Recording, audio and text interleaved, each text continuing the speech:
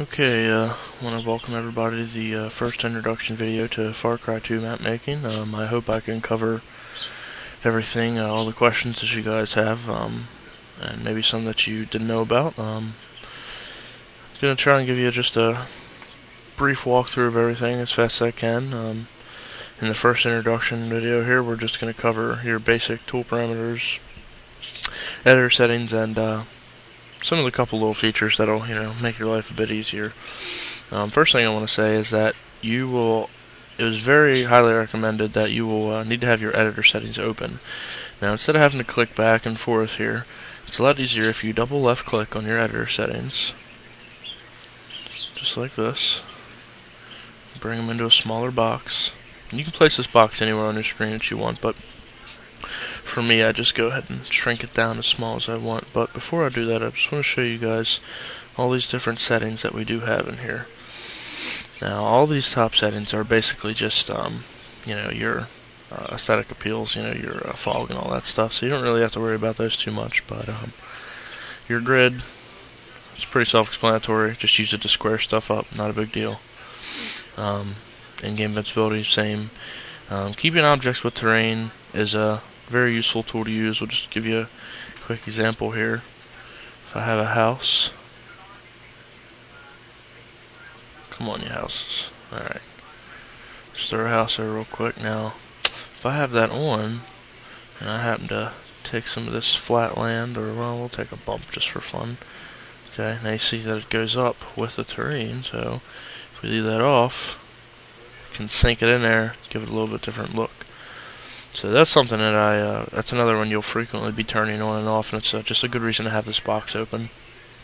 Also, auto snap objects, that's one of the biggest ones. You'll be frequently turning that on and off, as I'll be showing you in later videos, and we'll talk more about that later. But the rest of these auto snap with rotation, we'll be showing you these a good bit more. But it's just a good thing in general to keep this box open, and this is a really simple way to do it.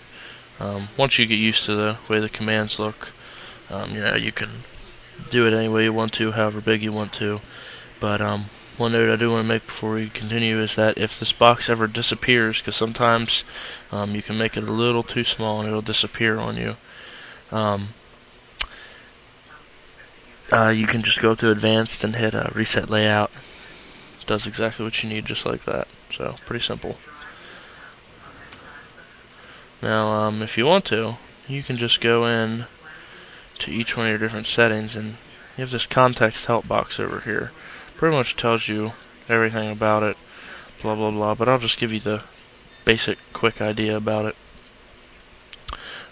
Your bump tool is exactly what it is. It's a terrain bump, really simple.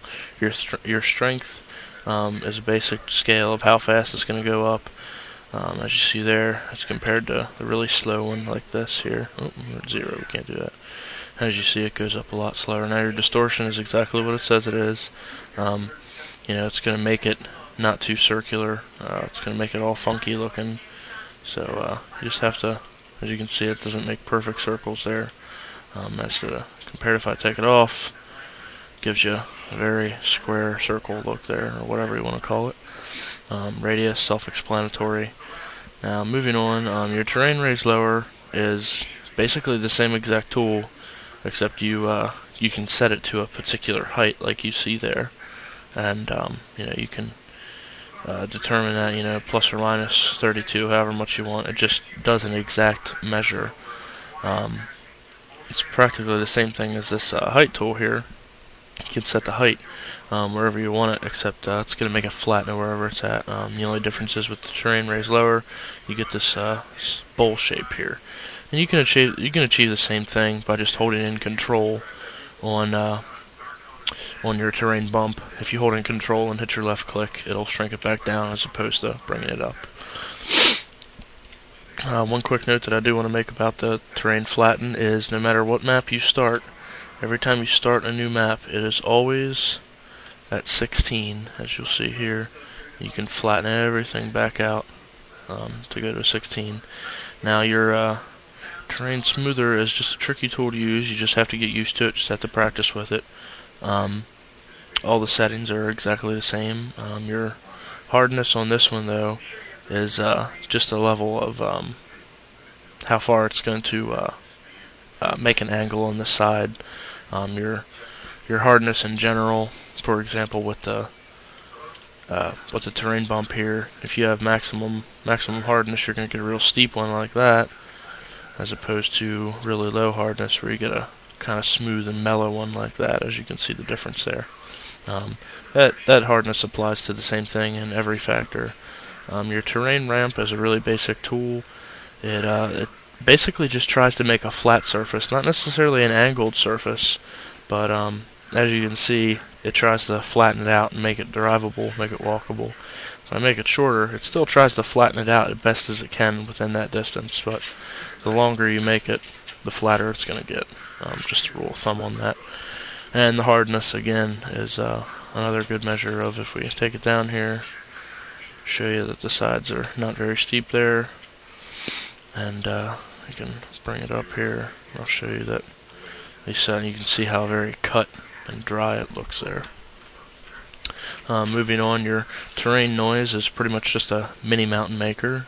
Your roughness is your only new tool here that you'll see, and that pretty much just gives you a determination of how many peaks you're going to have. As you can see here, there's not really too much to it. If I jack it up all the way, you get these real spiky looking peaks.